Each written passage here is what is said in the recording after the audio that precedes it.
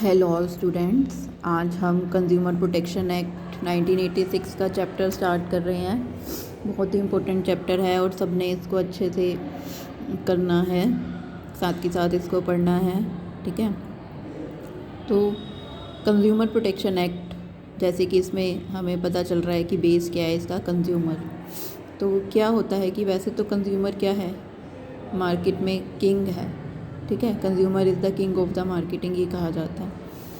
तो कंज्यूमर के अकॉर्डिंग ही सारी चीज़ें बनाई जाती हैं, लेकिन फिर भी कंज्यूमर्स का कई टाइप से एक्सप्लॉयटेशन हो रहा था। जैसे कंज्यूमर को जो है अच्छी क्वालिटी नहीं दी जा रही थी प्रोडक्ट्स की।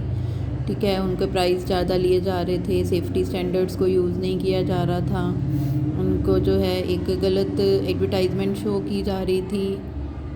तो इस तरह से कंज्यूमर्स का एक एक्सप्लॉयटेशन हो रहा था। तो कंज्यूमर को इस एक्सप्लॉयटेशन से बचाने के लिए एक कंज्यूमर प्रोटेक्शन एक्ट बनाया गया। ठीक है, तो कंज्यूमर प्रोटेक्शन का मीनिंग क्या है? Consumer protection means protection of consumers from their exploitation by unfair trade practices of producers और सेलर्स। कि प्रोड्यूसर और सेलर की अनफेयर ट्रेड प्रैक्टिसेस यही होती हैं कि जैसे कि प्राइसेस ज़्यादा चार्ज कर लेना, ठीक है, अच्छी क्वालिटी ना देना, ठीक है, सेफ्टी स्टैंडर्ड्स को ना यूज़ करना, ठीक है, गलत एडवर्टाइजमेंट शो करना। तो इस टाइप की जो अनफेयर ट्रेड प्रैक्टिसेस हैं, इनसे बचाने के लिए जो है कंज्यूमर्स की प्रोटेक्शन करना, कंज्यूमर्स के हितों की रक्षा करना, तो इसे ही क्या कहते हैं? Consumer protection. ठीक है, तो अब consumer protection act in India, तो इंडिया में क्या है? इंडिया में बहुत सारे एक्ट्स हैं जो कंज्यूमर्स की प्रोटेक्शंस के लिए थे, जैसे drugs and cosmetics act 1940, industries development and regulation act 1951, Indian standard institution certification marks act 1952, prevention of food adulteration act 1954, essential commodities supply act 1955, trade and merchandise mark act 58, monopolies and trade practices act 1969। इस तरह से ये बहुत सारे acts थे जो consumers के लिए बनाए गए थे, लेकिन कंज्यूमर्स के लिए ज़्यादा यूज़फुल नहीं थे। तो एक तो इसका रीज़न ये था कि कंज्यूमर को पता ही नहीं था कि किसके पास जो है अपनी एक कंप्लेन लेकर जाएं, किसके पास जाकर शिकायत करें, और दूसरा कि उनको जो रेमेडी है वो भी इजीली नहीं मिलती थी। वो भी जो रेमेडी जो वो लेना चाहते थे, उनको लीगल एक्शन लेने के लिए एक पैसे की ज़रूरत होती थी, तो वो एक्सपेंसिव पड़ जाता था और मनी भी उनकी ज़्यादा खर्च होती थी। क्या तो फिर एक ऐसा लगने लगा कि एक ऐसा एक्ट बनाया जाए जिसमें कंज्यूमर्स को जो है पैसा भी उनका खर्च ना हो और उनको जल्दी से जल्दी एक जो है उनको जल्दी से जल्दी एक उनकी जो भी प्रॉब्लम है वो जल्दी से जल्दी सॉल्व हो। ठीक है, तो इस तरह से इसी कारण से फिर जो है हमारा कंज्यूमर प्रोटेक्शन एक्ट पास हुआ दिसंबर 1986 में। ठीक है, और फिर ये 15 अप्रैल 1987 से पूरे इंडिया में एप्लीकेबल हुआ। ठीक है, तो ये आपने याद रखना है कि ये जो है एक्ट दिसंबर 1987 में पास हुआ और दिसंबर 1986 में पास हुआ और 15 अप्रैल 1987 से ये पूरे इंडिया पे अप्लाई हुआ। ठीक है, तो अब नेक्स्ट है हमारा scope and extent of the act. ठीक है, तो क्या था? पहले तो ये जब अप्लाई हुआ था तो जम्मू कश्मीर को छोड़कर पूरे इंडिया में अप्लाई हुआ था, लेकिन अब जो है अब क्या बन गया है कि पूरा इंडिया एक हो गया है। ठीक है, अब जो ये जितने भी एक्ट्स बनते हैं पूरे इंडिया में के लिए बनते हैं, इंक्लूडिंग जम्मू एंड कश्मीर। ठीक है, तो अब जो है उसके बाद नेक्स्ट क्या है कि जो इस एक्ट के प्रोविज़न्स हैं वो पहले बने हुए प्रोविज़न्स से अलावा हैं। ठीक है, यानी कि पहले जो सेक्शन 1 सब सेक्शन 2 के प्रोविज़न्स जो हैं उसके अलावा और सेक्शंस इसमें बनाए गए हैं और प्रोविज़न्स बनाए गए हैं। ये जो एक्ट है ये गुड्स पे भी अप्लाई होता है और सर्विसेज पे भी अप्लाई होता है। ठीक है, दोनों पे अप्लाई होता है, गुड्स पे भी और सर्विसेज पे भी। अब है मेन एलिमेंट्स या features of consumer protection act. तो कंज्यूमर प्रोटेक्शन एक्ट को क्या कहा जाता है? मैग्ना कार्टा भी कहा जाता है। ठीक है, ये लैंडमार्क है। जो भी एक्ट्स बने हैं इंडिया में, एक इम्पोर्टेंट एक्ट है जो कंज्यूमर्स की प्रोटेक्शन के लिए बनाया गया है। तो सबसे पहला क्या है कि ये जो एक्ट है गुड्स पे भी अप्लाई होता है और सभी सर्विसेज पे भी अप्लाई होता है। ठीक है, दूसरा जो और एक्ट बने हुए हैं उन एक्ट्स के प्रोविज़न के अलावा इस एक्ट के प्रोविज़न हैं। ठीक है, उसके बाद इस एक्ट में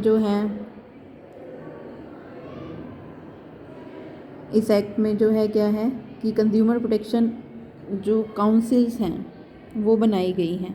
ठीक है, और इस काउंसिल में एक गवर्नमेंट के भी मेंबर्स होंगे और नॉन गवर्नमेंट्स भी मेंबर होंगे, यानी कि ऑफिशियल मेंबर्स भी होंगे और नॉन ऑफिशियल मेंबर्स भी होंगे। इस काउंसिल का ऑब्जेक्टिव क्या है कि कंज्यूमर्स को उनके राइट्स के बारे में एजुकेट करना, ठीक है, और उनके राइट्स की रक्षा करना। उसके बाद इस एक्ट में कंज्यूमर्स के राइट बताए गए हैं, right to safety, right to be heard, right to consumer education, right to seek redressal, ये सारे एक्ट जो राइट्स हैं आगे आएंगे। ठीक है, ये जो एक्ट है, ठीक है, ये क्या कहता है कि कंज्यूमर को जो है क्या मिलेगी, कंपनसेशन मिलेगी। ठीक है, ये एक्ट ये कहता है कि कंज्यूमर को कंपनसेशन मिलेगी और कंपनसेशन देने के लिए, उसकी कंप्लेंट्स को दूर करने के लिए जो है एक सिस्टम बनाया गया है। ठीक है, 3 टायर जुडिशियल मशीनरी है यहाँ पे, एक डिस्ट्रिक्ट लेवल पे, स्टेट लेवल पे और नेशनल लेवल पे। ठीक है, उसके बाद क्या है कि ये जो एक्ट है, ठीक है, ये बिल्कुल एक कम कीमत में, ठीक है, और बिल्कुल कम टाइम में ही कंज्यूमर की कंप्लेंट्स को सॉल्व कर देती है। ठीक है, और जितने भी सप्लायर्स हैं गुड्स और सर्विसेज के, चाहे वो प्राइवेट सेक्टर के से बिलोंग करते हैं, पब्लिक सेक्टर से बिलोंग करते हैं या कोऑपरेटिव सेक्टर से बिलोंग करते हैं, वो सब इस एक्ट के अंडर आते हैं। यानी कि उन सबके अगेंस्ट आप क्या कर सकते हो, कंप्लेन कर सकते हो, चाहे वो प्राइवेट सेक्टर के हैं, पब्लिक सेक्टर के हैं या कोऑपरेटिव सेक्टर के हैं। उसके बाद नेक्स्ट पॉइंट क्या है हमारा, scope and extent of the act. इस एक्ट का क्या है स्कोप। पहला तो ये क्या है कि ये एक्ट जो है जम्मू कश्मीर को इंक्लूड करते हुए पूरे इंडिया पे अप्लाई होता है। ठीक है, पहले ये क्या था, जम्मू कश्मीर को छोड़कर पूरे इंडिया में अप्लाई होता था, लेकिन अब सेक्शन 370 हटने के बाद, धारा 370 हटने के बाद क्या हो गया है कि ये जो एक्ट है वो पूरे इंडिया में एप्लीकेबल है। ठीक है, उसके बाद इस एक्ट में जो भी प्रोविज़न्स बने हैं वो दूसरे एक्ट्स के अलावा बने हैं। ठीक है, इसके जो प्रोविज़न्स हैं वो दूसरे एक्ट्स के एडिशनल बनाए गए हैं। ठीक है, इसके बाद ये जो एक्ट है, ठीक है, सभी पे अप्लाई होता है, गुड्स पे भी अप्लाई होता है और सर्विसेज पे भी अप्लाई होता है। ठीक है, उसके बाद क्या है नेक्स्ट हमारा ऑब्जेक्टिव्स ऑफ द एक्ट। इसके क्या ऑब्जेक्टिव्स हैं इस एक्ट के। सबसे पहले कंज्यूमर्स को प्रोटेक्ट करना। ठीक है, अनफेयर ट्रेड प्रैक्टिसेस जो हैं, इमोरल एक्टिविटीज़ जो हैं ट्रेडर्स की, सप्लायर्स की, उनसे कंज्यूमर्स की रक्षा करना। जैसे कि कंज्यूमर्स से ज़्यादा प्राइस चार्ज अगर किया जाता है, अच्छी क्वालिटी नहीं दी जाती, ठीक है, मिसलीडिंग एडवर्टाइजमेंट्स दी जाती हैं, तो इन सभी एक्टिविटीज़ के अगेंस्ट कंज्यूमर कंप्लेन कर सकता है। ठीक है, दूसरा क्या है कि कंज्यूमर्स के राइट्स को प्रोटेक्ट करना। कंज्यूमर प्रोटेक्शन काउंसिल्स को जो है यहाँ पे इस्टेब्लिश किया गया है कि कंज्यूमर्स को एजुकेट करने के लिए, ठीक है, उनको राइट्स के बारे में बताने के लिए। उसके बाद है कि कंज्यूमर्स से जो भी डिस्प्यूट्स वगैरह हैं, जो भी कंप्लेंट्स हैं, उनको जल्दी से जल्दी सॉल्व करना। फिर एक क्वाज़ी जुडिशियल मशीनरी बनाई गई है। ठीक है, टू कंट्रोल मार्केटिंग को कंट्रोल करने के लिए एक क्वाज़ी जुडिशियल मशीनरी बनाई गई है। ठीक है, ये सारी चीज़ें आप आगे पढ़ोगे, कंज्यूमर प्रोटेक्शन काउंसिल्स क्या होती हैं, ठीक है, कंज्यूमर के राइट्स क्या हैं, तो ये सब आगे आएगा। उसके बाद क्या है नेक्स्ट पॉइंट है हमारा some important definitions and terminology. क्या कुछ डेफिनेशंस जो इसमें यूज़ होएंगी। सबसे पहले क्या है आपका एप्रोप्रिएट लेबोरेटरी। ठीक है, लेबोरेटरी क्या, जहाँ पे गुड्स वगैरह के में कोई डिफ़ॉल्ट है तो वो उसकी टेस्टिंग वगैरह होती है। तो एप्रोप्रिएट लेबोरेटरी में क्या इंक्लूड होता है, तो इस लेबोरेटरी में क्या आएगा कि वो लेबोरेटरी या ऑर्गेनाइजेशन जो कि सेंट्रल गवर्नमेंट ने रिकॉग्नाइज़ किया है, जो कि स्टेट गवर्नमेंट ने रिकॉग्नाइज़ किया गया है, किस बेस पर, उन गाइडलाइंस के बेस पर जो कि सेंट्रल गवर्नमेंट ने बताई हैं, उनके बेस पर स्टेट गवर्नमेंट ने रिकॉग्नाइज़ किया है।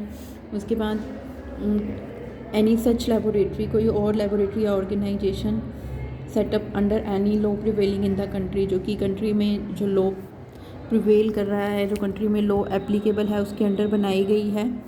ठीक है, और किस लिए बनाई गई है? टेस्टिंग के लिए। ठीक है, टेस्ट करने के लिए, जो भी हमारी गुड्स में जो भी डिफ़ॉल्ट है उसको टेस्ट करने के लिए जो बनाई गई है। ठीक है, और ये जो लेबोरेटरी है स्टेट गवर्नमेंट या सेंट्रल गवर्नमेंट के थ्रू फाइनेंस होनी चाहिए। ठीक है, या सेंट्रल गवर्नमेंट या स्टेट गवर्नमेंट के थ्रू उसको जो है उसको मेंटेन किया जाना चाहिए, या उसमें फाइनेंस जो है सेंट्रल या स्टेट गवर्नमेंट का होना चाहिए। उसके बाद नेक्स्ट क्या है? कंप्लेनेंट।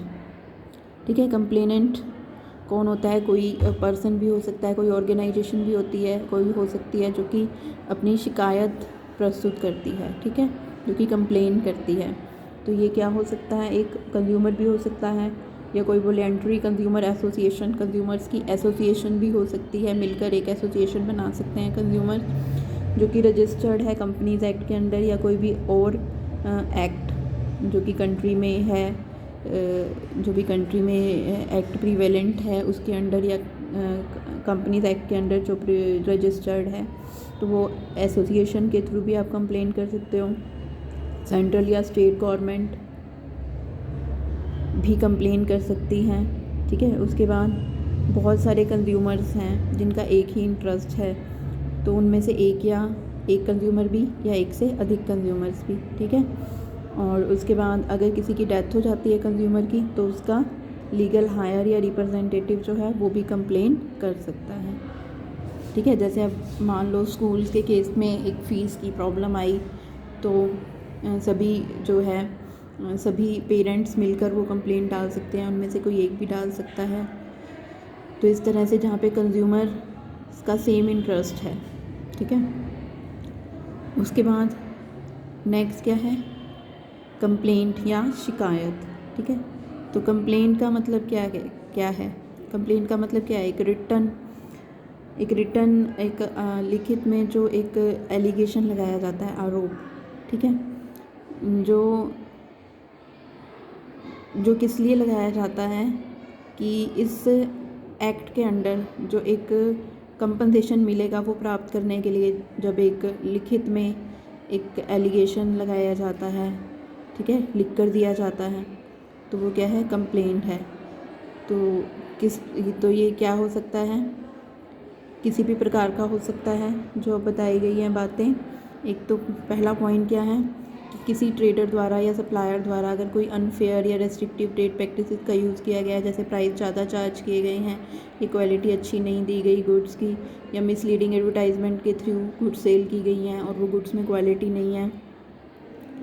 और सेकंड क्या है कि उसके द्वारा क्रय किया गया माल या वह माल जिसके क्रय का ठहराव किया गया है एक या अधिक दोषों से ग्रस्त है, कि भी जो भी गुड्स खरीदी गई हैं या जो भी एग्रीमेंट टू बाय है, अगर वो ऐसा है तो जो गुड्स हैं उसमें डिफ़ेक्ट है, एक डिफ़ेक्ट है या एक से ज़्यादा डिफ़ेक्ट है।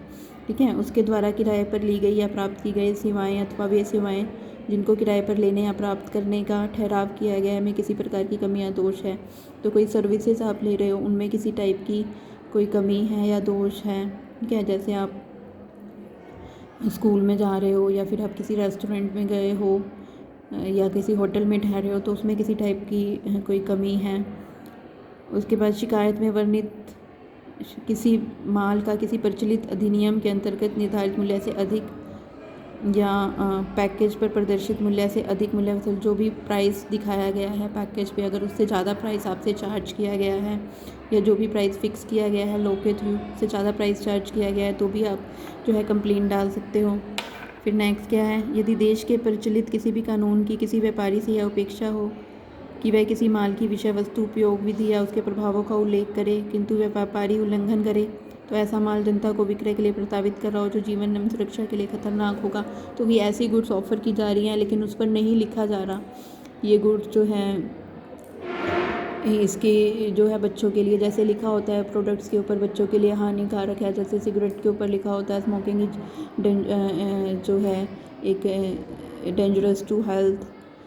तो इस तरह से ऐसे प्रोडक्ट्स जैसे कि मॉस्किटोज़ हम लेते हैं तो उन पर भी लिखा होता है कि reach away from the children. तो इस टाइप के जो प्रोडक्ट्स हैं उन पर लिखा होना चाहिए कि किस तरह से ये बच्चों के लिए हानिकारक हो सकते हैं या फिर उनको यूज़ कैसे करना है। इस टाइप की प्रोडक्ट्स पर अगर नहीं लिखा गया है, ठीक है, तो अगर ऐसे स्टैंडर्ड्स जो है वो सप्लायर नहीं यूज़ कर रहा है तो उसके अगेंस्ट भी कंप्लेन हो सकती है।